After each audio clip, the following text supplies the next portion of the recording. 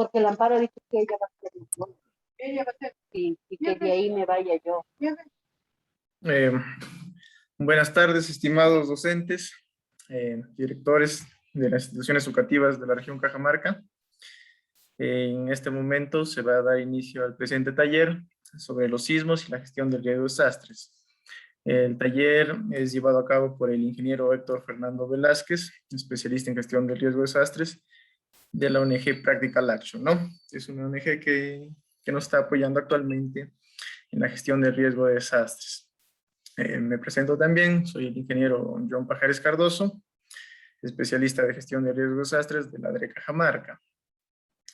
Y ya como menciona el ingeniero, ya hemos tenido una reunión previa, esperemos que esta reunión también sea muy fructífera en el tema que nos toca el día de hoy sobre los sismos. Sin más que decir, les doy la bienvenida y espero que sea muy gratificante este taller. Adelante, ingeniero Fernando, debe activar su audio. Genial, genial. Bien, veo que ya el ingeniero John está grabando la reunión. Yo ya no puedo activar esa opción, aunque sí, acá también. Vamos a grabar. Voy a iniciar la grabación. Listo. Entonces, tanto el ingeniero John como mi persona vamos grabando la reunión y para evitar mayor contratiempo con esto de acá. A la fecha somos 325 participantes. De verdad, bienvenidos para todos. Es una buena cantidad. Vamos a dar inicio a la presentación del día de hoy. Bueno, primero comentarles que a la fecha, el día de hoy, se han reportado 3 sismos, no de gran magnitud, pero sí 3 sismos consecutivos en la zona de Ica en la mañana y que los ha asustado bastante. Entonces, esta presentación que sirva con un poco de reflexión para ustedes como docentes y padres de familia en general, en su mayoría, para que nos permita tomar acciones en base a lo que pueda suceder en nuestro país y específicamente en nuestra región. Mi nombre es Fernando Velázquez, soy especialista en gestión de riesgo de desastres. Actualmente desarrollo actividades en la ONG Practical Action y en conjunto con mi compañero Richard Ñopo, quien se encuentra también como coanfitrión de la sala, vamos a dar la asistencia técnica en cuestión en el tema de sismos y la gestión de riesgos de desastres. Primero, antes de comenzar, comentarles, amigos, que, bueno, la reunión anterior les había comentado de que hay peligros en los cuales nosotros podemos reducir el impacto. En una inundación podemos construir o hacer un encauzamiento de quebrada, podemos poner gaviones, podemos construir modos de contención, no sé, en general podemos desarrollar diferentes actividades. En incendios forestales, de la misma forma, podemos construir líneas de control o los llamados cortafuegos. En cuestión de, ¿qué otra emergencia? De lluvias torrenciales, de la misma forma. Podemos arreglar el techo de la institución educativa, podemos arreglar las canaletas, podemos construir canales de derivación de agua de lluvias, reduciendo el impacto del fenómeno que nos va a afectar. Sin embargo, para el tema de los sismos es una situación muy diferente. Nosotros, quizá ahorita en la situación en la que estamos, hablo de la situación tanto política como social, dentro de nuestras actividades diarias como país en vías de desarrollo, no tenemos las capacidades tanto financieras como políticas como para poder construir, lo vamos a ver más adelante, infraestructura sismo resistente. Entonces, ¿qué es lo que nos queda? De acuerdo a lo que conversamos hace unas semanas, ¿qué es lo que nos queda? ¿Qué debemos fortalecer en este aspecto? Alguien que me pueda responder. ¿Qué podemos fortalecer para que el impacto de un sismo no nos afecte de una manera grande o de una manera importante?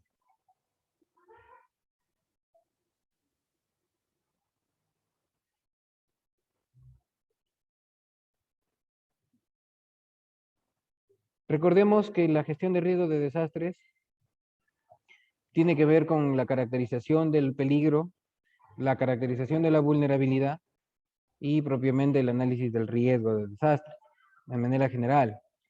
Entonces, si ya el peligro o el fenómeno natural que nos va a afectar no lo podemos manejar, no podemos reducir el impacto de su desarrollo, de su ejecución, de su impacto propiamente dicho, ¿qué podríamos fortalecer nosotros? ¿O qué podríamos reducir para que el riesgo de desastres sea menor? Por favor, activen su micro, por favor, pregúnteme, o en todo caso preguntaré a la señora Irene Rojas Salazar, por ejemplo. Cuénteme, ¿qué podríamos hacer nosotros en el marco de peligro, vulnerabilidad y riesgo? Ya sabemos que el peligro no lo vamos no lo vamos a reducir, pero sí, ¿qué podríamos hacer? Esa puerta bien chula, no sé.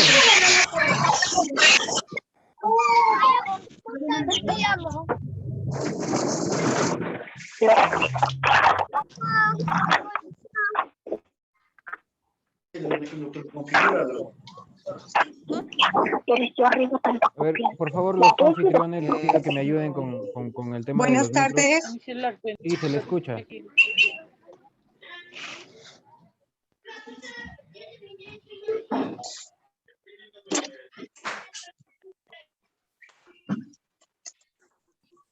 Sí, porque parece que no, ya.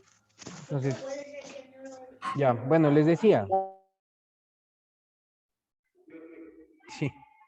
Les decía que ya no tendríamos nosotros que preocuparnos por del peligro propiamente dicho, por el fenómeno, porque es un ¿Aló? poco complicado controlar el impacto de un sismo, a menos que tengamos edificaciones sismoresistentes y otras actividades que vamos a ver luego, ¿verdad? ¿Aló? Tendríamos que preocuparnos básicamente en el tema de la vulnerabilidad. Si nosotros reducimos la vulnerabilidad, el riesgo de desastres por sismo también va a reducirse. Entonces, esta conversación, esta asistencia técnica que tengo con ustedes, va a ir de esa mano, va a ir en ese sentido de fortalecer la capacidad, primero individual y luego conversaremos del tema institucional para poder sobrellevar cualquier sismo que podamos tener. ¿Ok? Entonces, ustedes saben, quizá mucho más que yo, cuál es el impacto de los desastres en el Perú. Nosotros, como ustedes saben, estamos ubicados en el anillo de fuego, en el cinturón de fuego del Pacífico, ¿correcto? Por las condiciones geográficas estamos muy expuestos a los diferentes sismos que tenemos, ¿ok? Si nosotros recordamos, la mayoría de sismos fuertes han venido o han sido epicentros la costa central y sur del país entre los últimos 50, 60 años. ¿Ok? Grandes sismos muy destructivos como el de 1970, el del 2007, inclusive el sismo del 2019, que fue en Loreto, de magnitud de 8 grados, que lo vamos a ver más adelante, pero para los que están acá de repente se acuerdan y conocen,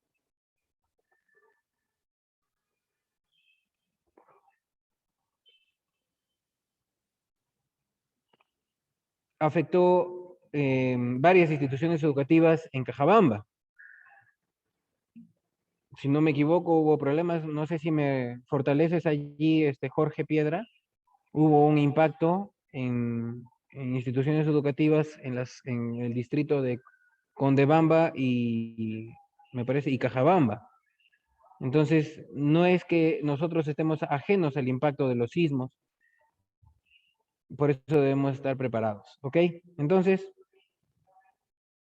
comentarles que los departamentos más afectados a nivel general en el Perú han sido Arequipa, Ancash, Ica, Lima, entre los últimos sismos, ¿correcto? Sin embargo, a nivel nacional,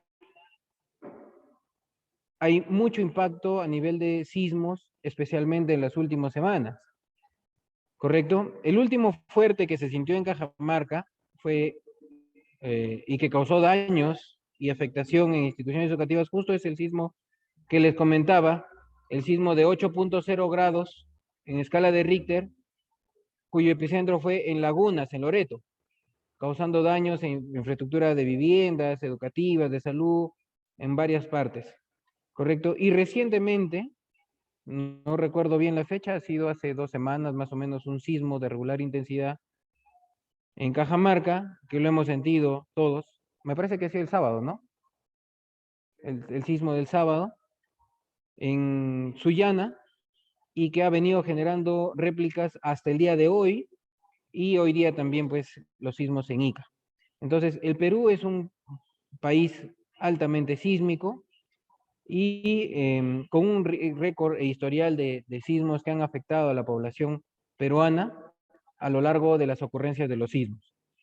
Esta captura de pantalla que ustedes están viendo en este momento es una portada del periódico El Comercio del 70, donde hablaban ya de 30.000 muertos a raíz del terremoto del 31 de mayo de 1970. Esta pérdida de vidas humanas, de infraestructura, de servicios, de infraestructura vial, ¿qué es lo que va a generar en general, al igual que los deslizamientos? ¿Qué es lo que puede generar este tema? ¿Recuerdan? Les hablé en la sesión anterior, les dije que lo peor de todos del impacto de un desastre en una localidad, en una comunidad, en un pueblo, en un país, es que el proceso de desarrollo de esa comunidad se va a paralizar. ¿Por qué? Porque en lugar de invertir en construir nuevas instituciones educativas, nuevos centros de salud, nuevas rutas o vías, ese dinero se va para reconstrucción de instituciones educativas, reconstrucción de centros de salud, rehabilitación de caminos vecinales. En general, nos paraliza el proceso de desarrollo que vamos teniendo y que en el Perú es a cuentagotas.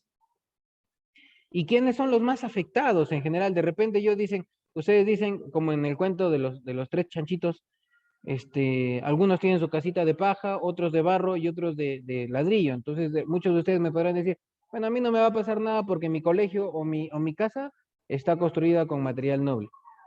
Claro, ustedes en el ámbito de la vulnerabilidad, muchos de ustedes quizás son de nivel bajo en cuestión de vulnerabilidad, son vulnerablemente bajos. Sin embargo, hay otras instituciones educativas y estoy seguro que acá hay muchos participantes que son miembros de de esa comunidad educativa, que son viviendas de material rústico, por no decir que son adobe, quincha, tapial, inclusive de calaminas, esteras. De verdad, hay mucha infraestructura vulnerable que puede ocasionar mucho mayor daño o mucho mayor retraso en el proceso de desarrollo. ¿Correcto? Y como les vuelvo a repetir, quienes son los más afectados son la población vulnerable. Ustedes trabajan con población vulnerable. Niños, menores de niños en general, a los adultos mayores, personas con discapacidad, personas con enfermedades crónicas. En general, toda la población vulnerable se va a ver mucha más afectada. Entonces, debemos pensar ya en qué vamos a hacer. Ya, el gobierno central, el gobierno regional, el gobierno local, se van a encargar de las medidas estructurales en general, porque un proceso de inversión para reducir el impacto del riesgo de desastre acarrea pues una buena cantidad de presupuesto. Pero nosotros como docentes, como ciudadanos, ¿qué podemos hacer? Tenemos que incrementar nuestra resiliencia, nuestra capacidad para poder afrontar este desastre y poder sobrellevarlo. Ahora, en cuanto a la parte geográfica, les dije que el Perú se encuentra pues ubicada en el cinturón de fuego del Pacífico. Si nosotros vemos en la presentación, estamos viendo pues las placas las tectónicas, cómo se vienen ubicando a nivel de un mapa. Tenemos la placa sudamericana o la placa continental y la placa de Nazca, que es la que ocasiona pues la mayoría de estos eventos telúricos a nivel de Perú. Entonces, como verán, esta placa de Nazca viene desde Panamá, más o menos, hasta el sur de Chile. Y bueno, afecta a todo ese perímetro o ese lado del continente americano. ¿Ok? Esto de acá nos hace pensar de que estamos muy expuestos. Por tanto, nuevamente le repito, tenemos que fortalecer nuestras capacidades para poder responder ante cualquier tipo de desastre. Les voy a presentar un video de la República que habla de los principales eventos sísmicos que han ocurrido en nuestro país. Por favor, atentos, por favor.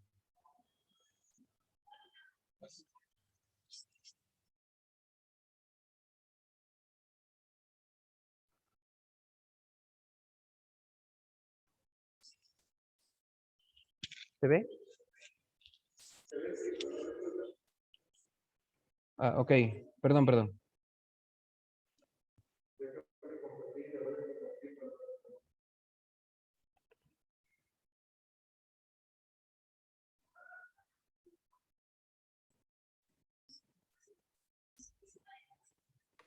No, no está bien el audio.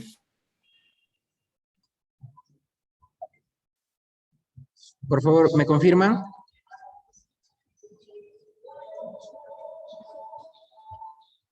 Hace 49 años, un terremoto, considerado el más destructivo de la historia del Perú, produjo un aluvión que sepultó la ciudad de Yungay, en Ancash. Aquel movimiento telúrico de 7,9 grados fue registrado a las 15 y 23 horas y duró unos eternos 45 segundos, lo que bastó para que se produjera el desprendimiento de un enorme bloque del Nevado Huascarán.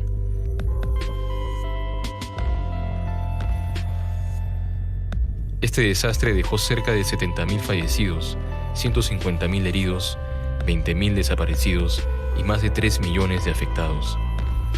Su epicentro se localizó frente a las costas de las ciudades de Casma y Chimbote, en el Océano Pacífico, teniendo como resultado 22 provincias de las regiones de Lima, Ancash y La Libertad afectadas. Luego de Yungay, Huaraz fue el lugar más dañado. El 97% de la ciudad quedó destruida. Nuestro país está situado en una zona de alta actividad sísmica, conocida como el Cinturón de Fuego del Pacífico. Ahí las placas tectónicas están en permanente fricción, acumulando tensión que al liberarse genera terremotos. En el 2007, otro sismo de gran magnitud volvió a sacudir una ciudad. Esta vez el epicentro estuvo a 74 kilómetros al oeste de Pisco, en Ica.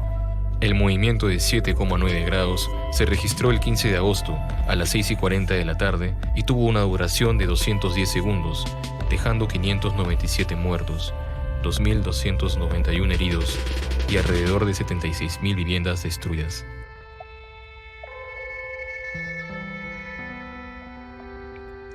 Pasaron casi 15 años para que otro movimiento de gran magnitud sacudiera otra parte del Perú.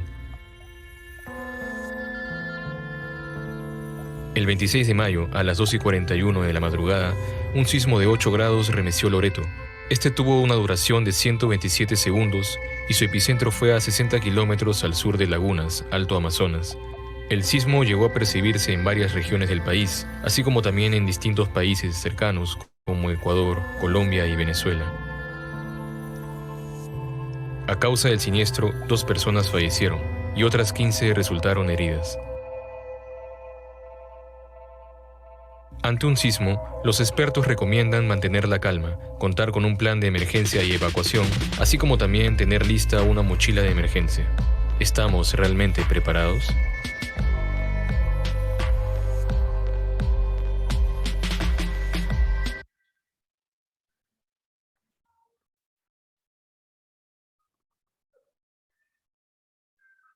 Bien.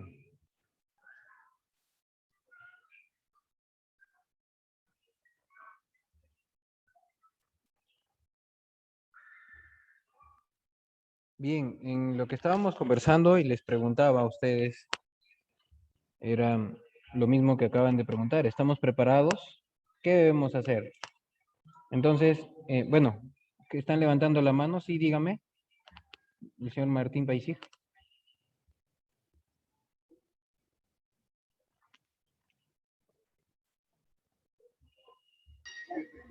Sí, buenas tardes. En relación al video, lo que quería opinar es que a veces nos coge desprevenidos, por más que uno esté realizando los simulacros, todo ello, pero en el momento a veces que no estamos, porque no tenemos preparado en sí la mochila, como usted dice ahí, el último que nos informó. Entonces creo que eso debe ser primordial también y tener, quién sabe, un poco ordenado, pero lo que también acá se tiene que ver, no tenemos casi en cuanto a edificaciones, solamente se hace a través de albañiles, ¿no? No se tiene especificaciones técnicas en cuanto a las construcciones y por lo tanto se desconoce las zonas seguras. En eso quería opinar. Muchas gracias. Ya, correcto. Sí, es cierto, es cierto.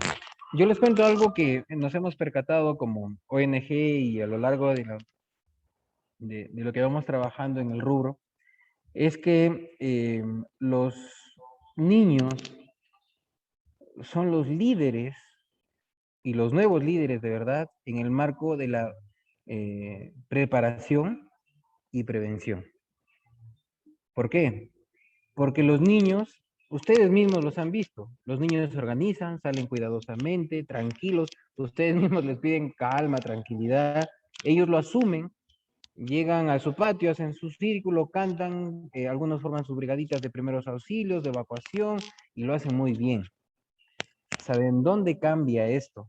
Y esto también lo hemos evidenciado a lo largo de todos los simulacros que a nivel nacional programan, es que cuando llegan a la casa y un 31 de mayo que cae sábado no están en el colegio el niño ve en la televisión, participa del simulacro de sismo 8 de la noche en tu casa, llega el sábado 8 de la noche en su casa, escucha alguna sirena, pasan los policías, pasan los bomberos, suena la campana de la iglesia, y cuando le dice, papá, hay un simulacro, evacuemos la vivienda, ¿qué le dice el papá? Seamos honestos, ¿qué les dice el papá? Ay, hijito, eso no va a pasar, déjame ver la televisión. Ay, hijito, estamos almorzando, o estamos cenando, ya luego lo hacemos, luego. Entonces, esa voluntad, ese interés, esa picardía del niño de querer participar en un simulacro se pierde. Entonces, nosotros como, y me incluyo en su grupo porque me encantaría a mí ser docente, y nosotros como profesores, como docentes, tenemos que fortalecer esto en la capacidad, en la comunidad educativa. ¿Por qué? Porque no solamente los niños participan de los simulacros, sino también los padres de familia. Y nosotros como padres de familia debemos pues enseñar con el ejemplo. ¿Ok? Entonces es correcto lo que dice el amigo. Sí, y va por una anécdota que en algún momento nos comentaron, pero yo no tengo una mochila para poner mis cosas de emergencia. Pues no necesitas una mochila. ¿Qué necesitan? Y por ahí saltó otro participante de la reunión. Yo tengo una alforja y lo hago de mochila de emergencia. ¿Una alforja será? Yo tengo un costal, pues un costal. Yo tengo una bolsa, pero el detalle está en estar preparados. No porque dice mochila de emergencia y es naranja, yo voy a tener que comprarme una mochila de emergencia, que diga mochila de emergencia color naranja para poder utilizarla. No, nosotros tenemos que adecuarnos a lo que tenemos en general. Entonces, de verdad, en ese aspecto tiene toda la razón, profesor, pero ya parte de nuestra propia iniciativa empezar a hacerlo ahora mismo. De verdad, hoy mismo, terminada la reunión, vayamos a ver qué podemos meter a nuestra mochila de emergencia de acuerdo a lo que vamos a hablar hoy día, qué tenemos y qué podemos implementar. No ahora, no mañana, pero sí una cosita mañana, otra cosita pasado mañana, en general, lo que podamos ir avanzando. Pero para esto debemos conocer a qué nos enfrentamos. Primero yo quisiera que vean a la mano derecha hay un mapa del Perú y quiero que me diga el ingeniero Piedra, por ejemplo, de qué se trata ese mapa.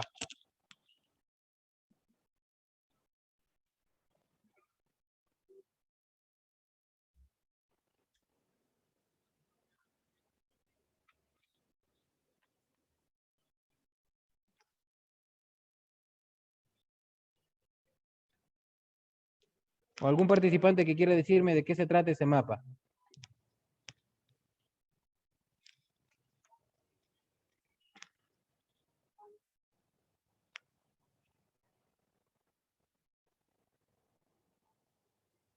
Estimado Jorge Piedra, por favor, puedes mandar el mensaje a todo el grupo porque me lo estás enviando a mí nada más. Por favor.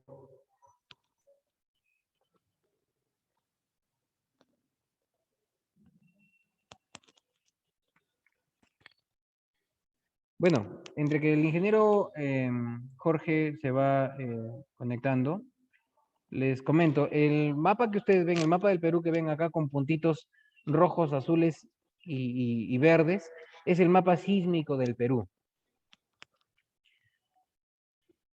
Inicialmente me dirán, ¿qué significa cada puntito? Cada puntito significa un sismo ubicado en el mapa, en general su epicentro, y qué profundidad ha tenido. Vamos a ver más adelante de qué se trata. Pero ¿qué me dicen? ¿Y qué será el epicentro? El epicentro es el punto debajo de la superficie terrestre donde se ha generado este movimiento sísmico. Es la proyección, básicamente esos puntos rojitos son la proyección hacia la superficie del, perdón, me retracto. El epicentro es lo que estamos viendo, son esos puntitos rojos, es la ubicación en el mapa. Y donde se ha generado debajo de la Tierra, debajo de la corteza terrestre, se llama hipocentro. ¿Correcto? Lo que vemos en el mapa sísmico del Perú, que les estoy presentando al costado, son los diferentes sismos que se tienen hasta el año 2019 en el Perú. Los sismos de gran magnitud tienen una circunferencia más amplia que los otros. Los sismos los epicentros de color azul son aquellos sismos que son mucho más profundos, los verdes son los intermedios y los rojos son los más superficiales. ¿Correcto? ¿Pero qué es un sismo? El sismo es un movimiento brusco, convulsivo, movimiento muy rápido, causado por la liberación de energía acumulada a lo largo de un tiempo. Habitualmente, estos sismos son lentos e imperceptibles, como los que se vienen dando quizá como réplicas en Sullana o en Ica, de 4 o 3 grados, que básicamente algunos ni se sienten, ¿no? Pero hay otros de gran intensidad que liberan gran cantidad de energía cuando las placas que vimos en un inicio, y que lo vamos a ver más adelante, se mueven una contra otra, rompiendo la fricción y originando este terremoto. Entonces, les decía que las placas tectónicas van moviéndose, eso se llama la deriva de las placas tectónicas. Pero ¿a consecuencia de qué? A consecuencia de que hace más de 200 millones de años, ustedes saben que los continentes estaban unidos, ¿correcto? Luego se fueron dispersando. Hace 135 millones de años ya se separan propiamente hasta hace 50 millones de años que tenemos todos los continentes básicamente separados: América, África, Asia, la Antártica y el mar de por medio, ¿correcto? Pero ese movimiento se continúa, se sigue dando y lo evidenciamos a través de la tectónica de placas, que quiere decir que hay aún movimiento en las placas tectónicas y en el globo terráqueo estas placas tectónicas se evidencian en esa forma que estamos viendo ahorita en la presentación. Hay una distribución de las placas tectónicas a lo largo de todo el hemisferio, de todo el globo terráqueo. ¿Ok? Para el hemisferio sur, en específico para el Perú, estamos ubicados entre la placa de Nazca y la placa sudamericana, ¿correcto? Sin embargo, esta placa sudamericana, la placa de Nazca, va también hacia la zona de Asia y Australia también, generando pues el anillo de fuego que vemos en el mapa de la mano derecha. ¿Ok? Entonces, esta placa de Nazca es la más inquieta, digamos así, la que genera mucha mayor fricción, porque si nos damos cuenta en el mapa de la derecha, ¿por dónde pasa hacia el lado oeste? Pasa justo pues por donde hay la mayor cantidad de sismos y sismos realmente fuertes, en el Japón, en el Asia, ¿correcto? En las Filipinas, terremotos de 8 grados hacia arriba. Eso quiere decir que al otro lado también podría suceder lo mismo. ¿Ok? Permítame borrar al toque un garabato que han hecho por ahí. Era que a lo largo de todas las placas, cada placa interactúa con otra placa. Para el caso de la placa de Nazca y la placa sudamericana, tenemos esta característica. La placa continental se encuentra sobre la placa de Nazca, ¿correcto? Y tenemos, bueno, en la siguiente diapositiva lo vamos a ver. ¿Qué es lo que sucede acá en el Perú, especialmente en el norte y el centro? La placa de Nazca en el norte del Perú avanza a lo largo de toda la superficie del continente, la superficie, perdón, debajo de la superficie continental a través de una subducción horizontal. O sea, va como raspando, como si pegáramos dos papeles y va avanzando. Pero en el sur del Perú vemos que la placa de Nazca baja considerablemente y evidentemente pues al no tener digamos una buena relación con la placa continental, llamémoslo así, hay mayor fricción y por tanto vemos en el mapa sísmico del Perú una mayor cantidad de focos sísmicos. Les decía que los focos, los puntitos azules son los sismos profundos, más de 350 kilómetros debajo de la superficie. Los sismos intermedios son los puntitos de color verde, entre 60 kilómetros y 350 kilómetros, y los sismos superficiales son aquellos sismos que se encuentran en su mayoría en la franja costera y están a menos de 60 kilómetros. Pregunta, ¿cuál creen ustedes que son los más críticos o los más destructivos? ¿Los profundos o los superficiales? Para ustedes, activen su micro, participen, por favor. Los superficiales, ingeniero. Los superficiales. Correcto, los superficiales son todos los sismos que han causado mucho mayor daño acá. Aló. Sí. Acá en la reunión.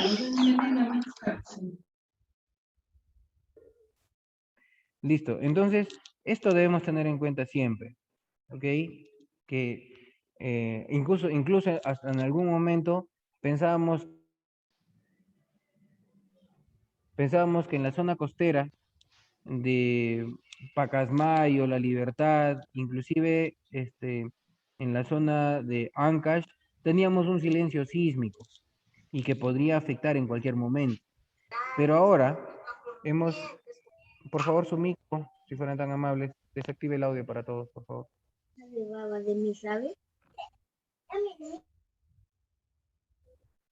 Listo, les decía que hay un silencio sísmico. Por favor, amigos, su micro, que puede afectar a la zona norte del Perú. Sin embargo,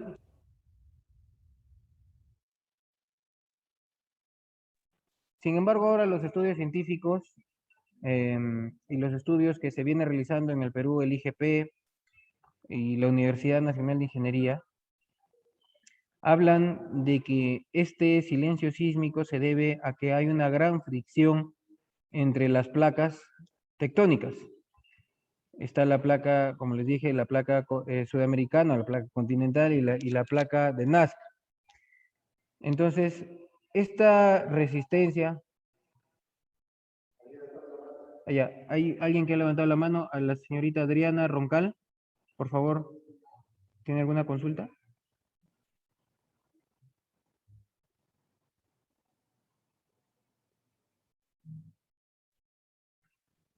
Bueno, continuamos. Esta fricción genera que aún no haya ningún tipo de movimientos bruscos, pero todo tiene, como dice la canción de Héctor Lavoe, todo tiene su final. Entonces, en algún momento vamos a tener un movimiento sísmico de gran intensidad en donde esa fricción deje de ser fricción y genere este rozamiento de placas, así generando terremoto de gran intensidad. Entonces, eso lo vamos a ver un poquito más adelante, conversar un poco más de esto, pero creo que sigue la mano levantada. Por favor, si me indican. No. Ya. Entonces, debemos tener en cuenta ello. Miremos este mapa y démonos cuenta de que frente a la costa, frente a Cajamarca, básicamente en La Libertad y Lambayeque, hay una zona menos pintada de puntitos rojos. Por algo será, ¿correcto? Por algo será. Entonces, esto que nos sirva a nosotros para ponernos en alerta y empezar a fortalecer nuestras capacidades. Para Cajamarca, tenemos este mapita, no hemos tenido una buena cantidad de sismos hace mucho tiempo como epicentro, hablo de epicentro, pero sí hemos sentido otros sismos como el del 2019 o el del 2007 en Pisco, que se sintió también hasta Cajamarca, ¿correcto? Inclusive el sismo de Sullana del sábado pasado también lo hemos sentido. Eso nos hace pensar que no estamos exentos a que un sismo en otra localidad, en otra provincia, en otra región, inclusive en el Ecuador, nos pueda afectar. ¿Ok? Ahora, hablamos de terremotos, que es una sacudida fuerte, un movimiento brusco, una convulsión de la corteza terrestre, y tenemos que ver cómo se mide. Los sismos pueden ser medidos en función a la cantidad de energía liberada. Eso es lo que conocemos usualmente como la escala que siempre dicen en la prensa, en los medios, y el IGP maneja muy comúnmente, que es la magnitud. 8 grados en la escala de Richter, están hablando de magnitud. Pero también hablan de que, por ejemplo, el sismo de Sullana en Cajamarca se sintió como un sismo de escala 4 de intensidad. ¿Qué quiere decir? Que está midiendo el grado de destrucción que ha habido o el grado de percepción que nosotros tenemos en base a ese movimiento sísmico. Estas medidas usualmente nosotros las confundimos y tiene que ver con la similitud de escalas, pues, ¿no? Hablamos de 1, 2, 3, 4, 5, hasta 9, 10, 11 que hemos visto en la escala de Richter, pero también hay hasta el 12 en la escala de intensidad. Entonces, vamos a ver en adelante esto de acá. Para el tema de la escala de Richter en el nivel de magnitud es energía liberada, ¿ok? Y esto tiene que ver con los sensores, con los equipos que detectan este tipo de sismos. Sin embargo, con el tema de la intensidad, tiene que ver con los efectos o la sensibilidad que tenemos con ese sismo. Por ejemplo, un grado 1 es una sacudida sentida por muy pocas personas, no hay daños en general. Un grado 2 de intensidad es una sacudida sentida por un poquito más de personas, pero se siente más en los pisos altos de los edificios. Algunos objetos suspendidos pueden oscilar. El grado 3 es una sacudida sí sentida en interiores, mucho más en pisos altos. Sin embargo, muchos de nosotros no lo asociamos porque puede ser inclusive la vibración del edificio. En el vehículo no se lo siente y básicamente no tiene mayores daños. Es una duración estimable de lo que ha sucedido. Sí, la señora Ofelinde está levantando su mano. Sí, dígame, profesora. Equivocación, disculpe. Disculpe, ya. fue una equivocación. Sí, no se preocupe, no se preocupe. Un grado 4 es una sacudida sentida por muchas personas, como el que sucedió en Sullana el sábado pasado. En las noches se puede sentir, como el sismo del 2019, que fue en la madrugada. Algunos de ustedes y algunos de nosotros estábamos durmiendo, otros estaban celebrando seguramente en la noche y se sintió básicamente, donde se siente el movimiento, se percibe sonidos, crujen los muros. Básicamente se siente como un carro en movimiento, ¿correcto? Eso de allí es un grado 4. Y esto es básicamente medido en la escala de Mercalli. Si es que el sismo medido por su magnitud es en la escala de Richter, en la intensidad es la escala de Mercalli, ¿correcto? Luego viene el sismo de grado 5, ese sismo sí lo siente todo mundo, despierta a todo mundo, Algunas ventanas se pueden romper, se mueven los árboles, los postes, y bueno, pueden generar movimientos oscilatorios o de movimiento, por ejemplo, de los péndulos, de los relojes, pueden malograrlos. Que básicamente es para percibirlo nada más, no estemos preocupados por el reloj. Un sismo de grado 6 ya es sentido, atemoriza, molesta, asusta, rompe algunas cosas, rompe muros, puede generar caída del tarrajeo o del estuco, como lo conocemos algunos, y puede ocasionar algunos daños ligeros. Un sismo ya de grado 7 ya presenta daños estructurales, claro, pequeños, menores, pero sí se siente. Un sismo de grado 8 en la escala de Mercalli puede ocasionar daños en las estructuras, ya de material de concreto, acero y ladrillo, ¿correcto? Algunos edificios pueden caer, estructuras que no son construidas adecuadamente pueden colapsar, puede haber caída nuevamente de cielo raso, de tarrajeos, estuco, ¿correcto? Ya no podemos mantenernos en pie, entonces eso es un grado de percepción mucho mayor a los anteriores. Los grados 9, 10, 11, 12 ya tienen que ver con daños considerables, daños estructurales en columnas, vigas, caída ya de paredes, de columnas también, o destrucción de columnas básicamente, y el último grado tiene que ver con la destrucción total, y en donde ya vemos el movimiento del suelo, del terreno, así como ondas, y podemos ver pues algunos daños, como hemos visto en el sismo del año 2007 en Ica, en donde hay algunos objetos algunas carreteras que se han fisurado, algunos niveles que se dice que Ica y Pisco han cedido algunos centímetros hacia abajo, entonces eso ya es un grado 12. Ahora, para los que son jóvenes mayores de 50 años, se deben acordar del sismo del 70, y se deben acordar que salieron a la calle y vieron pues que la pista, las calles, donde vivían, los postes se movían de un lado a otro y generando ondas en la vía. Esto me lo ha contado mi mamá y mi abuelo.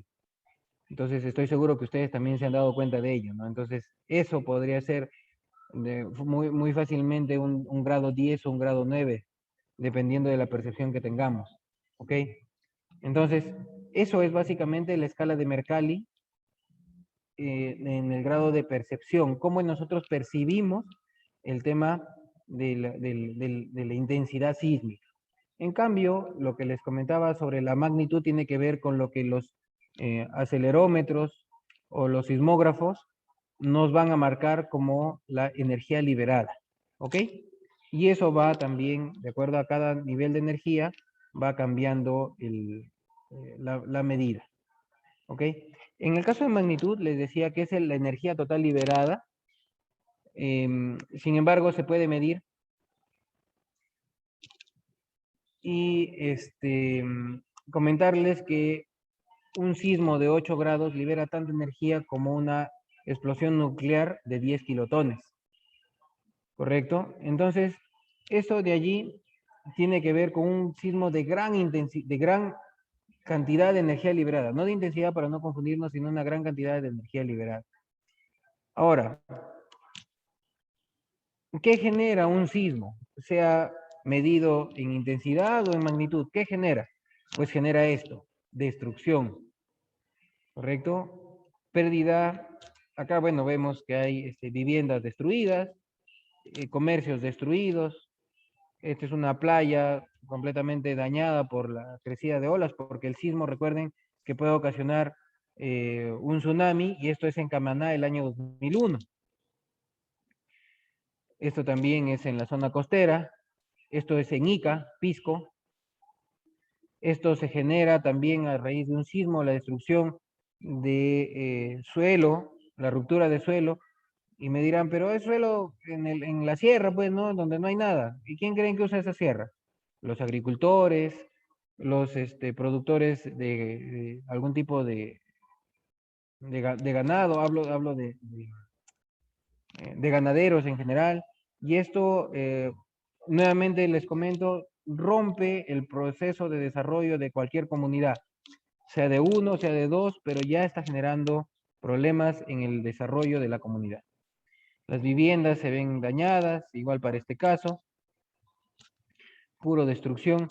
Y ojo, ahora, por ejemplo, en Cajamarca, no sé si hay profesores de acá de la ciudad de Cajamarca, pero ya en Cajamarca, por ejemplo, tenemos ya gas natural.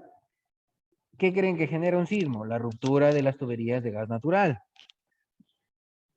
Ojo, no todos, no quiero alarmar. No todos los sismos generan las rupturas, pero sí un sismo de gran magnitud puede generar la ruptura de estas tuberías y puede suceder lo que sucedió en Fukushima. Estas fotos son de Fukushima, ¿correcto? En donde hubo un sismo de gran magnitud, se rompieron, creo que hubo en promedio casi 1.200 incendios a raíz de la fuga de gas y bueno, pues completó ya pues la goleada que nos dio el sismo, ¿no? No solamente era la destrucción sísmica, sino también los incendios generados producto de este movimiento telúrico, ¿correcto? Esto es en Japón, miren cómo los edificios se han volteado básicamente. Es muy complicado lo que sucede y de verdad debemos nosotros prepararnos para ello. La señora Natividad Manuela levantó la mano, por favor, dígame.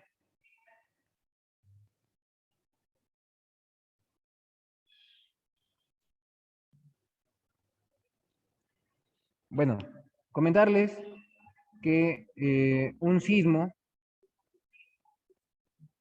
voy a poner la asistencia nuevamente, por favor, en el chat. Me lo están pidiendo, listo, ya está. Les decía que los sismos generan rupturas en el proceso de desarrollo. ¿Por qué? Porque hay pérdida de vidas humanas, interrumpe las vías de comunicación, interrumpe los servicios básicos.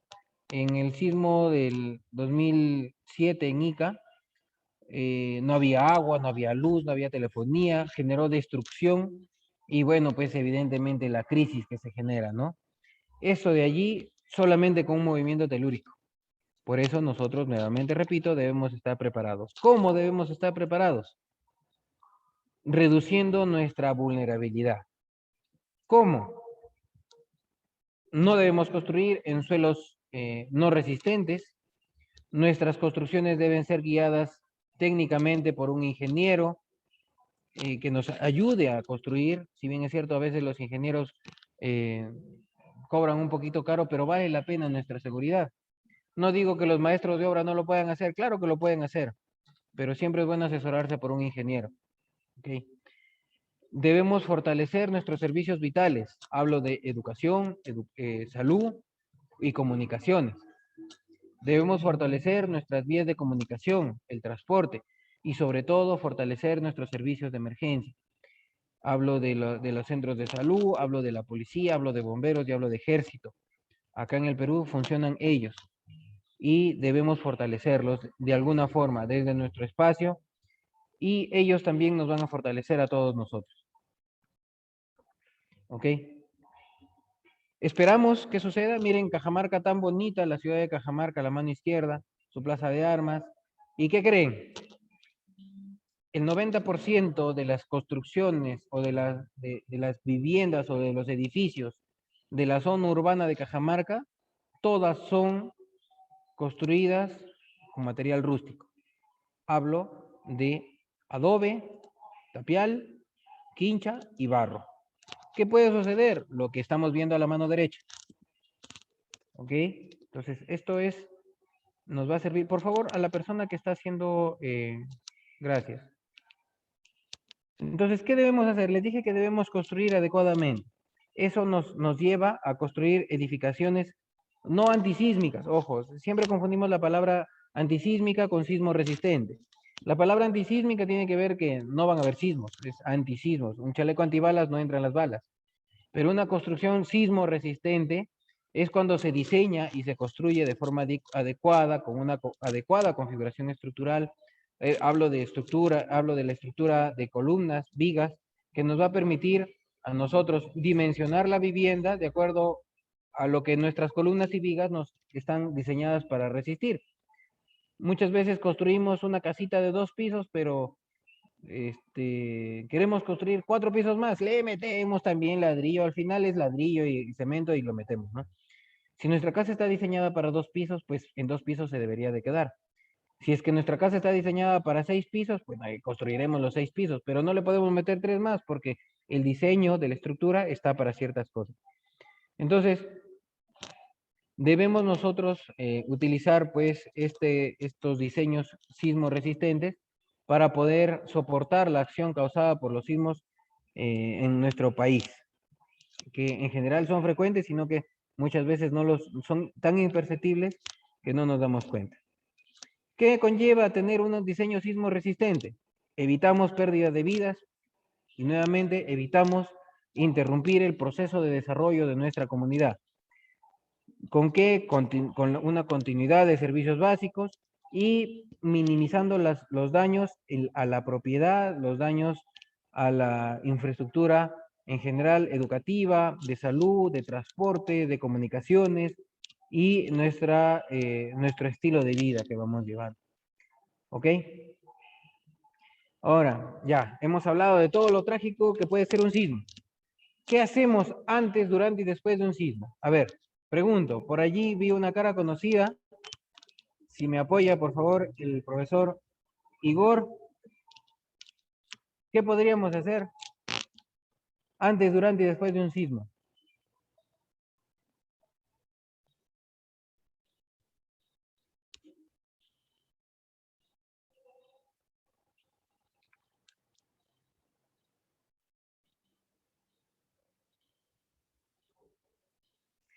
Bueno, aprovechando entre que se conecta, entre que nos responde nuestro amigo Igor, comentarles, bueno, voy a leer algunas participaciones que tienen en el chat. Por favor, las participaciones que lo hagan, mandan los mensajes para toda la ponencia, por favor, porque están mandando mensajes privados. Ya, dice, en la mayoría de casas o casonas de Cajamarca siguen así debido a que en el centro histórico no se pueden hacer modificaciones. Ah, ya.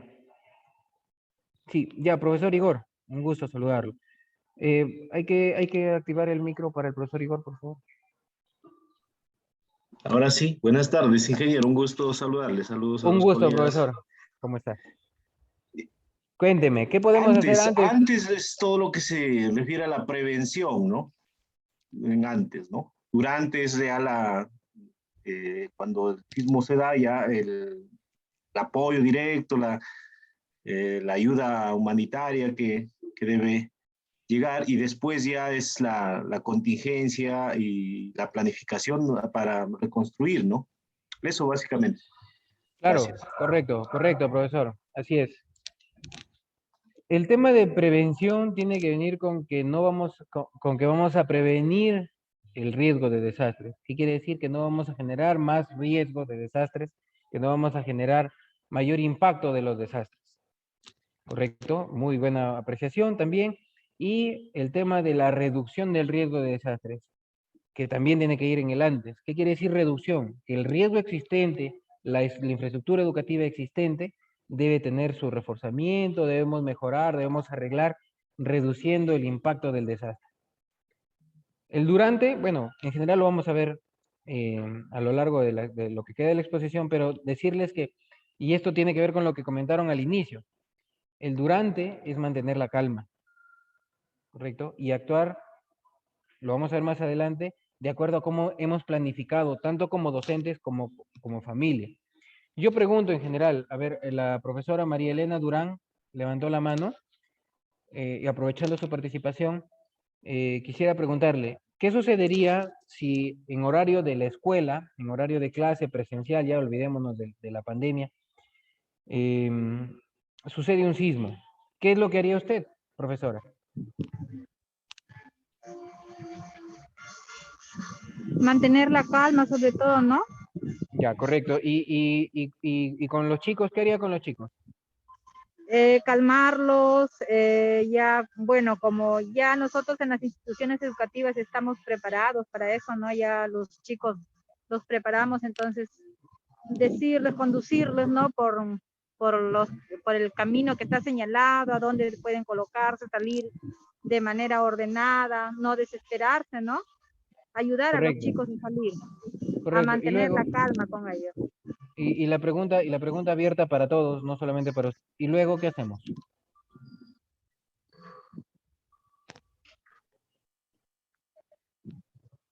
¿Qué haríamos luego? La pregunta es abierta. ¿Por qué? Porque, por ejemplo, si ahorita hay un sismo, yo mantengo la calma y evacúo, y lo primero que haría es pensar en mi familia, ¿verdad? Todos acá pensaríamos en nuestra familia, nuestros hijos, o nuestra esposa, nuestro esposo, nuestros padres. ¿Qué harían? ¿Qué haríamos en general? ¿Tenemos un plan cómo debemos actuar ante un sismo? ¿Tenemos un plan dónde nos vamos a encontrar? ¿Qué es lo que vamos a llevar cada uno? ¿Ven? Entonces debemos reunirnos en nuestra vivienda y planificar qué vamos a hacer. Entonces, eso viene de la mano con lo que acabo de decirles. Ahora, en general, para que nos preocupemos ante un sismo y que se pueda generar accidentes personales donde hay heridos, es todo básicamente a raíz del pánico. También tiene que ver con los derrumbes de edificios, vidrios, ventanas, caídas de muebles, cables eléctricos e incendios. Pero antes de que se derrumbe un edificio, nosotros, como es un edificio y se supone que es sismo resistente, si nosotros evacuamos con tranquilidad y sin pánico, vamos a poder evacuar con tranquilidad y no nos podemos afectar con ese derrumbe. De la misma forma, con la caída de muebles, cables eléctricos, incendios y vidrios rotos, si nosotros actuamos con precaución, con tranquilidad, sin pánico, sin alarmarnos más de lo que debería hacerse ya, vamos a generar menor cantidad de accidentes personales. ¿Correcto? ¿Cómo nos preparamos? Primero, debemos tener en cuenta, como les dije al comienzo, que los gobiernos locales y los gobiernos provinciales y regionales y el gobierno nacional tienen que empoderarse del tema, ¿ok? Básicamente vamos por la parte que no nos corresponde. Estos gobiernos tienen que tener dentro de sus actividades, dentro de su documentación dentro de su prevención, tener planes de gestión reactiva, como los planes de preparación, planes de cooperaciones, planes de contingencia, de continuidad operativa, que va a permitir que ante la ocurrencia de un desastre, tengamos una guía para poder atender este desastre, ¿correcto? ¿Qué componentes debe tener estos planes? Ver si la zona puede ser afectada, qué medidas de protección vamos a tener ante las posibles zonas de afectación, quiénes van a colaborar y quiénes van a participar de estas intervenciones que podamos tener y cómo podemos nosotros intervenir como gobierno local, gobierno regional o gobierno nacional en el caso de un sismo, qué es lo que debemos hacer. Aquí se encuentra el ingeniero John, y el ingeniero John maneja el PREVAED que tiene que ver con el programa presupuestal 0068 del Ministerio de Educación. En el caso de los gobiernos locales están las oficinas de defensa civil o las sugerencias de gestión de riesgo de desastres que tienen que ver también con el manejo del programa presupuestal 0068, donde van a intervenir en el marco de lo que les acabo de hablar. Pero eso lo hace la autoridad, pues. Eso lo hacen las autoridades locales, lo hace Defensa Civil de la municipalidad.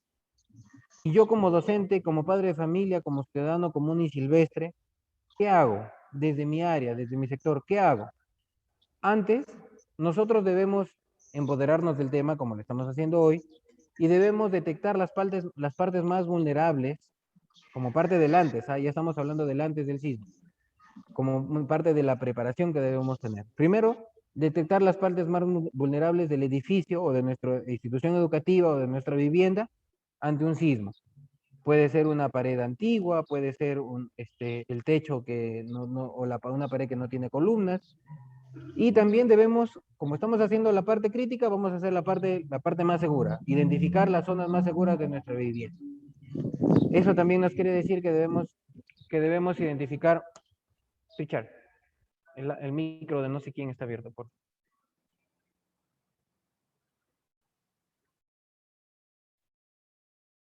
Ya.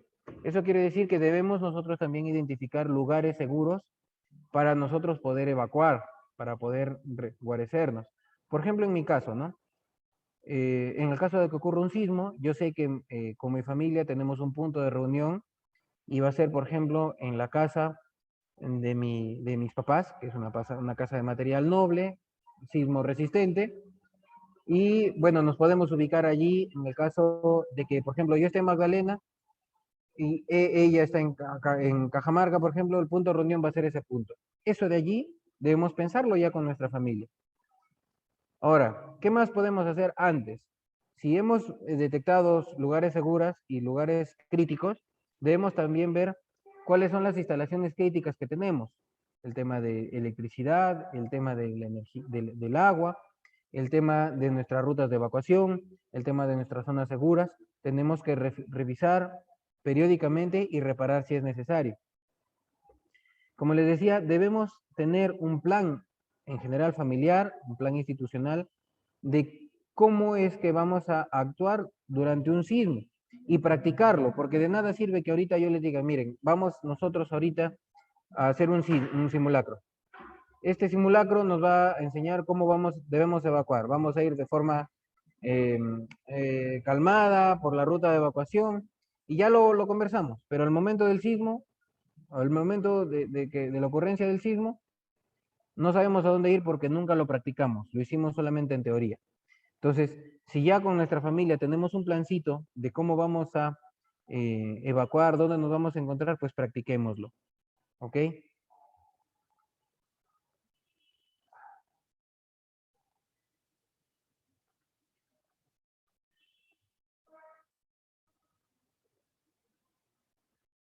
¿Ok? Ahora, les vuelvo a repetir, una cosa es que ustedes lo tengan en papel y otra cosa es que lo practiquen. Entonces, durante la práctica también debemos contemplar y asignar responsabilidades, como por ejemplo, ¿qué? A un alumno, por ejemplo, en el caso suyo como docentes o algún miembro de su familia que se encargue de desconectar los suministros de electricidad, por ejemplo, para no generar incendios a posterior. ¿Correcto? Entonces, ¿qué más podemos generar? Que un alumno o nuestro hijo, o nuestra esposa o nuestro esposo coge el botiquín de primeros auxilios. O que otra persona se encargue de la mochila de emergencias o que otra persona se encargue de la caja de reserva. ¿Ok? Tener a la mano también los números telefónicos de los bomberos, la policía, defensa civil, los hospitales en el caso de que lo requiramos. ¿Ok? Como les dije, sentarnos sobre la mesa y conversar de qué cosas va a hacer cada miembro de la familia o del trabajo de los docentes en el caso de que ocurra el sismo. ¿Correcto? Entonces, ya nosotros planificando lo que vamos a hacer y practicándolo, nosotros estamos preparándonos para un sismo en el caso de que ocurra. Ahora, también debemos habilitar espacios seguros, tanto en nuestra institución educativa como en nuestra vivienda. Yo he visto en instituciones educativas que tienen alacenas o muebles al costado de la puerta que pueden obstruir el paso para una salida rápida. Entonces, debemos ubicarlas en zonas que no interrumpan la salida. ¿Correcto? Si hay objetos colgantes como espejos, cuadros, roperos, deberíamos fijarlos contra la pared para que no caigan y que no estén colgando nada más, porque pueden ocasionar daños durante la evacuación. Si hay esas conocidas arañas, también debemos fijarlas muy bien y que si nosotros estamos desarrollando nuestras actividades laborales, de coordinar con nuestros vecinos. Ojo, nuestros vecinos de nuestra vivienda, no de la institución educativa. ¿Por qué? Porque en el caso, por ejemplo, de que nuestra familia requiera ayuda o el vecino requiera ayuda, nosotros vamos a intervenir como vecinos. Y se los digo ¿por qué? Porque inclusive la misma ley, antes decían que defensa civil era tarea de todos y que todos debemos, y yo me acuerdo, es más, a mí me han enseñado que yo debo ayudar a mi prójimo. Pero ahora lo dice la ley 29664 que crea el Sistema Nacional de Gestión de Riesgos de Desastres nos habla que nosotros tenemos que cumplir el principio de autoayuda. ¿Qué quiere decir? Que nosotros vamos a ayudar a nuestro vecino. Por tanto, si yo tengo un plan, debo compartirlo con mi vecino. Vecino, ¿ya tiene su plan? Porque cuando se caiga su casa y mi casa, vamos a tener de alguna manera que ayudar al vecino. reduciendo nuestras capacidades para darle al vecino y vamos a vernos afectados. Entonces, si en toda la cuadra todos los vecinos tienen su mochila de emergencia, su caja de reserva, nosotros vamos a poder ayudar y coordinar con el vecino para poder trabajar en conjunto. Y si podemos coordinar aún más, podemos organizar simulacros con los vecinos. Vecinos, hay que hacer un simulacro el sábado en la tarde y luego, bueno, después del COVID, podemos organizarnos y luego del simulacro podemos tener una reunión, compartir una gaseosita y conversar acerca de qué hacer durante el sismo. Básicamente estas medidas que yo les acabo de comentar tienen que ver con un tema de preparación. Y eso es lo que básicamente vemos en las imágenes que estamos allí. Vemos niños que básicamente participan activamente en los simulacros. Vemos que las instituciones educativas en la parte baja, en las instituciones educativas están demarcadas las zonas seguras. Vemos que hay bomberos en este simulacro y están participando activamente las autoridades. Eso debemos nosotros preocuparnos en realizar, tanto en nuestra institución educativa como en nuestra vivienda. Hasta aquí, ¿alguna pregunta? Pueden activar sus micros y hacer la pregunta. Levantan su mano y consultan.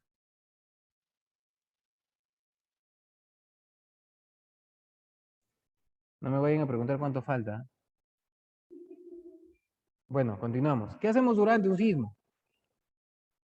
Ya el profesor lo comentó, debemos mantener la calma, debemos mantenernos en nuestros cabales y actuar de esa forma. Tenemos que ubicar nuestras zonas seguras que ya previamente hemos conversado con nuestra familia, con nuestros compañeros de trabajo, con nuestros alumnos. Debemos ubicarnos en esa zona, ¿correcto? Ojo, y hay algo que yo siempre critico y me incomoda a veces, cuando hay un sismo en la costa y dan orden de evacuar la playa para que en el caso de sismo no haya afectados o en el caso de fallecidos. Pero lo primero que hacen los peruanos, específicamente, es que se van a la playa a mirar cómo se retrae el mar, cómo retrocede el mar. Entonces, no debemos actuar de esa forma. Debemos nosotros mantener la calma, estar dentro de nuestros cabales, ubicarnos en zona de seguridad para que nosotros podamos estar a buen recaudo, ¿correcto? Permaneciendo donde estamos. Si no mantenemos la calma, puede haber heridos que intentaron entrar o salir de la vivienda, de la institución educativa. Si es que no tenemos opción a evacuar hacia la zona segura, podemos ubicarnos en el marco de una puerta o al costado de una columna o debajo de una viga, ya si es que no tuviésemos, porque son las zonas de estructura que más van a resistir. Algo que sí no debemos hacer, aparte de no ir a la playa a ver cómo retrocede el mar, es mantenernos alejados de las ventanas, espejos, artículos de cerámica que puedan romperse, quebrarse y causarnos cortes. Y si tenemos objetos contundentes en alacenas, en estantes, en roperos, evitar colocarnos al costado. Como les decía, no colocarnos cerca a radiadores prendidos, a las cocinas básicamente. Tenemos que bajar la llave cuchilla de la energía. Tenemos que ir cerrando, si tenemos opción de cerrar la llave de paso del gas, hacerlo, ¿correcto? Si estamos en un edificio de 20 pisos y nuestra zona segura está en el primero, no vamos a correr hasta el primer piso, pues. Tenemos que ubicar una zona segura. No debemos utilizar los elevadores o los ascensores, ni las escaleras, porque para empezar vamos a encontrar varias personas queriendo utilizar las escaleras y nos pueden atropellar y nos pueden hacer que nos caigamos y causarnos lesiones. Si estamos en la calle, tenemos que buscar un refugio que no esté propenso a cables, propenso a postes, a árboles que puedan caer, a escaleras exteriores. Y bueno, nuevamente, si ya estamos durante el sismo, acordarnos de lo que hemos practicado nosotros como docentes, como padres de familia, como hijos quizá, dónde nos vamos a encontrar, cuál es nuestra zona segura, qué es lo que vamos a hacer durante el sismo con nuestra familia, cómo nos vamos a organizar, qué es lo que tengo que llevar. En general, todo lo que hemos practicado y hemos previsto durante el antes del sismo, ¿correcto? Si estamos manejando, las personas que tenemos vehículo, y vemos que la pista se mueve, los árboles se mueven, los postes se mueven, debemos detenernos, ponernos en un lugar seguro, donde no haya objetos propensos a caerse. Si estamos en la carretera, alejarnos de los taludes donde hay piedras que puedan caer, ¿correcto? Si estamos en un lugar público como el cine, el teatro, el estadio, no correr, no gritar, no empujar, mantenernos en nuestros cabales, salir serenamente, ayudar a las personas que necesitan, especialmente a las personas vulnerables, ancianos, niños, personas con alguna discapacidad. Y bueno, evitar generar chispas o prender fósforos durante el movimiento sísmico, porque podemos generar un incendio. ¿Ah? Un momento, por favor.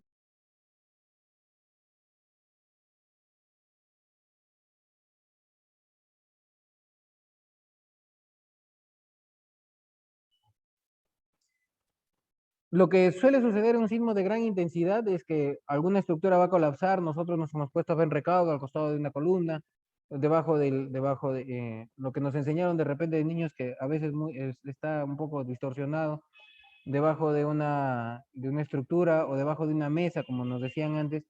Y si estamos atrapados, debemos conservar la calma y debemos hacer ruidos, no con la boca, no gritar, no silbar, no cansarnos, sino con un objeto contundente, golpearlo contra algo para que nos escuchen en el exterior. ¿Por qué les digo esto? Porque si nos ponemos a gritar, nos ponemos a desesperarnos, nos vamos a cansar y nuestro tiempo de vida atrapado se va a reducir.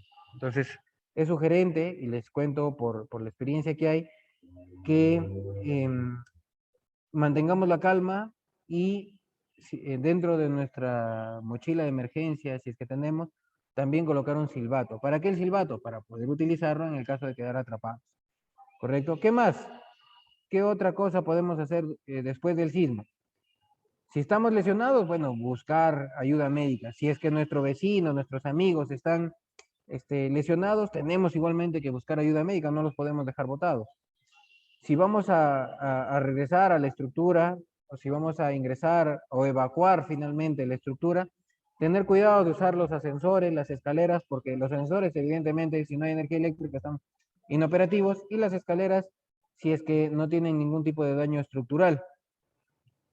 Una sugerencia que yo les doy a casi siempre es que cuando encontremos algún tipo de cable suelto, considerarlo como energizado, o sea, que nos puede pasar la corriente. Así hayamos bajado la llave cuchilla, debemos considerarlo como cable energizado. Ahora, si ya vemos que en nuestra vivienda hay una columna como la que vemos a la mano derecha, es un daño estructural ya básicamente. Entonces, esa vivienda básicamente ya se queda como inhabitable y no podemos darle uso. ¿Por qué? Porque en cualquier momento se puede caer, ¿correcto? Evitar fuego abierto, más ahora en Cajamarca porque hay fugas de gas, porque evidentemente habrían fugas de gas a raíz de la conexión del gas natural que hay en Cajamarca y en otras localidades también. Debemos hacer una pequeña limpieza de los materiales inflamables derramados. En el caso de que haya un incendio, también podemos llamar a los bomberos. Sugerencias: si están en su institución educativa, verifiquen sus extintores, porque no solamente lo van a utilizar para amago de incendio, sino también en el caso de un sismo y que haya fuego, van a tener que utilizar los extintores, porque primero les cuento, si es que están en un incendio durante un sismo, ¿ustedes creen que los bomberos van a llegar inmediatamente a atenderlo? No, los bomberos, para empezar, seguramente deben estar preocupados en su familia. Segundo, porque van a ser damnificados también o afectados. Y segundo, no solamente son ustedes, imagínense en Cajamarca, en la zona urbana, son un promedio de 200,000 personas que tienen que atender. Entonces, ¿cuántos incendios habrán? ¿Cuánta destrucción habrá? Entonces, debemos estar preparados, tener nuestra brigada de primeros auxilios, quizá en nuestra cuadra, una brigada de lucha contra incendios o manejo de extintores, en nuestra cuadra, en nuestra vivienda, en nuestra institución educativa. Y yo creo que todos ustedes cumplen ello, porque tengo entendido que a nivel de Prevaed, a nivel del Ministerio de Educación, les piden que tengan implementado ello. Y valga la pena para comentarles que hay algunas instituciones educativas con las cuales vamos a trabajar y ya hemos priorizado ya con el sector educación, en el caso con el profesor John, vamos a generar algunas brigaditas por allí a través de la ONG, en donde vamos a implementarlas con insumos de equipos de primeros auxilios y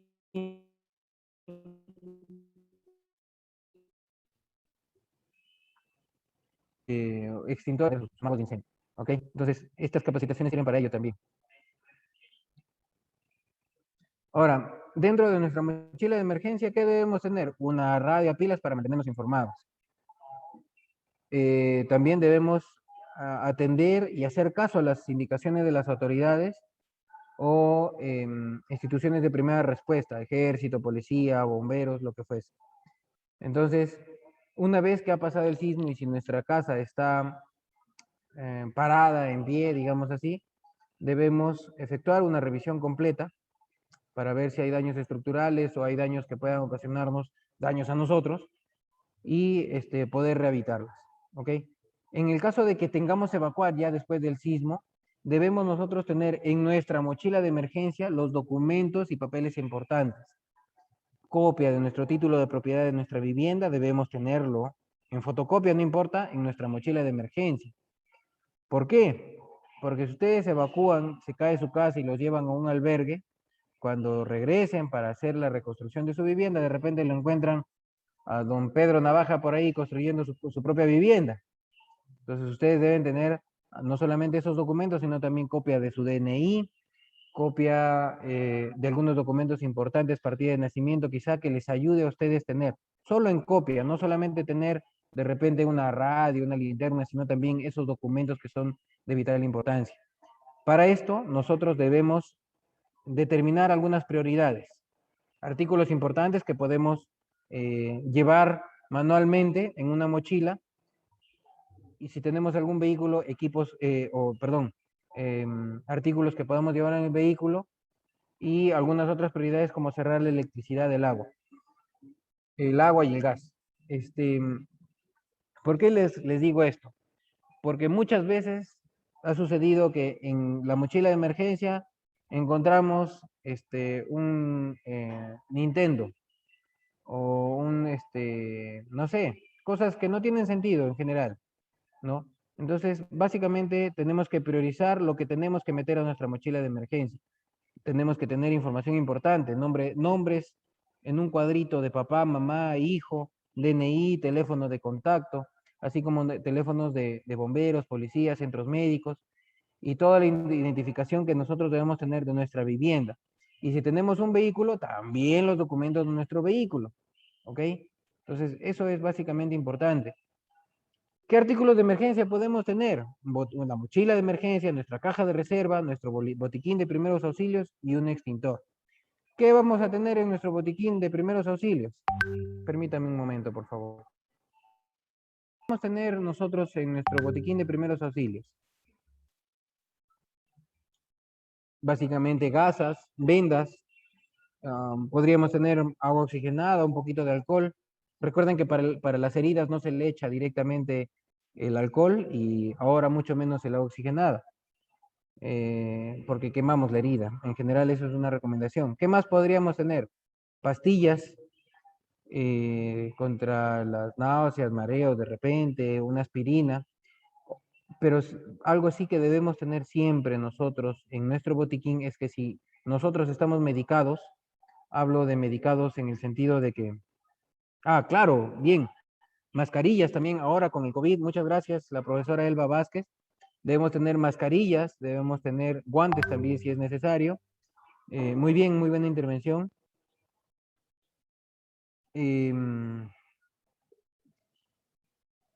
En general debemos tener todo lo que nosotros podamos utilizar como botiquín de primeros auxilios.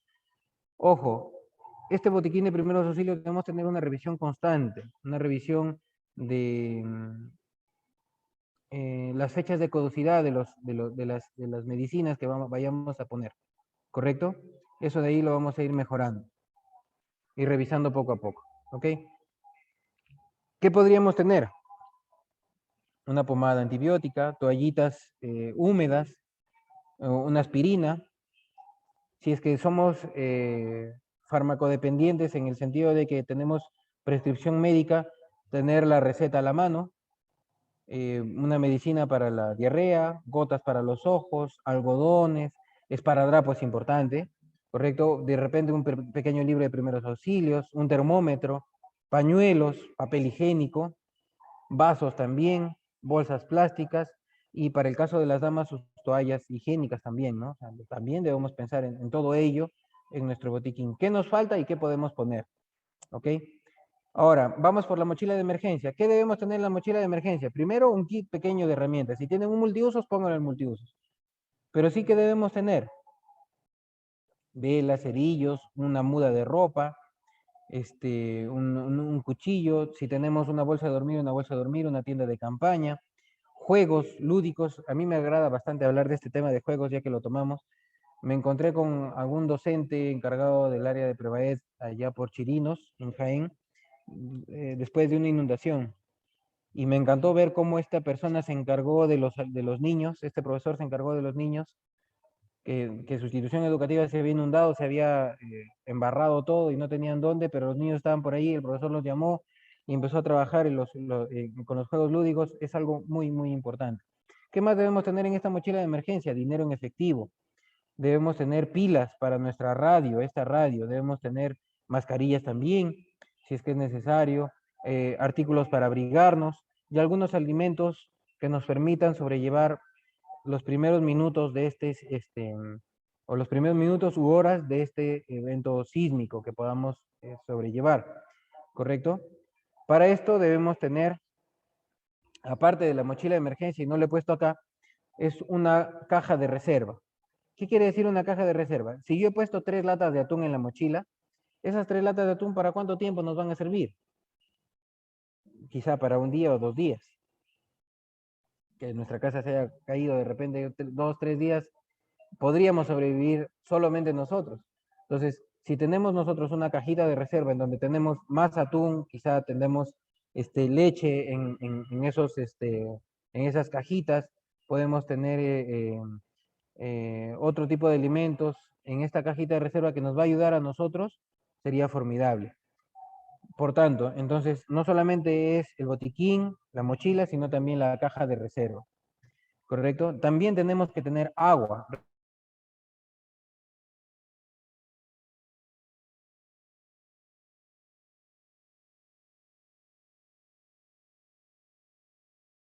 De cuántos litros de agua tomamos diarios, sacamos en cuenta en nuestra familia.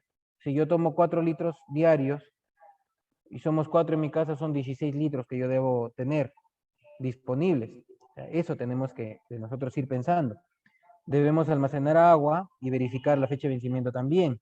Debemos, si después del sismo nos quedamos sin abastecimiento de agua, tenemos que ubicar fuentes seguras de agua para el consumo, para nuestra comida, para nuestra higiene también, ¿correcto? También debemos ubicar fuentes de agua peligrosas. Por ejemplo, vemos que está emanando agua de una pared, no sabemos si es agua potable, puede ser agua de lo residual. Entonces, eso debemos tener también en cuenta. ¿Qué alimentos deberíamos tener? Básicamente alimentos embolsados, empacados, que tengan, que puedan durar mucho tiempo sin tener que estar preocupándonos por su fecha de caducidad. Alimentos que no necesitan ser cocinados, galletas, el mismo atún, como les decía. Comida, si tienen en su vivienda bebés, comida para bebés. Y si tienen personas con habilidades especiales de repente o con algún cierto tipo de discapacidad, pensar en ellos también. ¿Qué necesitan? Necesitan alimento, ropa, si son damas, toallas higiénicas en general. También pensar en ellos y por qué no también no olvidar nuestras mascotas. Una recomendación importante, que los alimentos que nosotros tengamos en la mochila de emergencia no deben ser muy salados o muy picantes o muy dulces, porque aumentan la necesidad de consumir agua cuando no hay agua. Entonces, no tenemos agua y estamos comiendo salado, nos vamos a tener problemas. Recordemos que no debemos exponer a la humedad los alimentos, ni tampoco tenerlos a la intemperie, dado que pueden deteriorarse, ¿correcto? Debemos mantener un cierto orden y dosificación en el caso de uso durante la emergencia. Y recordemos que la higiene personal de la persona que va a preparar estos alimentos es muy importante, ¿correcto? Entonces, debemos ir pensando en todo ello, no solamente es evacuar por evacuar, sino también pensar en qué es lo que vamos a hacer durante nuestra evacuación. ¿Qué debemos tener en cuenta ahora? Y esto yo les pido porque forma parte de lo que nosotros creemos como Practical Action, es atender a personas con necesidades especiales, las personas discapacitadas, gestantes, adultos mayores, enfermos crónicos, conversar con ellos o empoderarlos o considerarlos también durante lo que hemos conversado hace un momento, antes, durante y después de un terremoto con esas personas, ¿correcto? Y debemos tener necesidades muy especiales con los niños, porque ellos quizá a nivel personal, a mi parecer, son los que más afectación van a tener después de un sismo, ¿correcto? Básicamente esto es toda la presentación del día de hoy. Nuestra intención de hoy día no es asustarlos, no es más que ponerlos sobre alerta y pedirles que incrementen su capacidad de respuesta o su resiliencia ante los sismos. Entonces, amigos, de verdad, para mí ha sido un placer volver a encontrarlos. Me preguntan, bueno, les voy a enviar esta presentación como todos han registrado su asistencia, a su correo electrónico. Les voy a miren. Y entonces, Excelente, muy buena pregunta, y es una pregunta básicamente que no me han hecho en ninguna otra capacitación. Buena pregunta, de verdad. En la mochila de emergencia, miren, en general, en un almacén de tienda de abarrotes quizá, tienen unas cartillas de control de productos, donde tienen, a ver, un momento por favor, a ver. A ver, a la profesora Nélida Lozano le estoy enviando en el chat nuevamente la lista de asistencia. Gracias, hasta luego.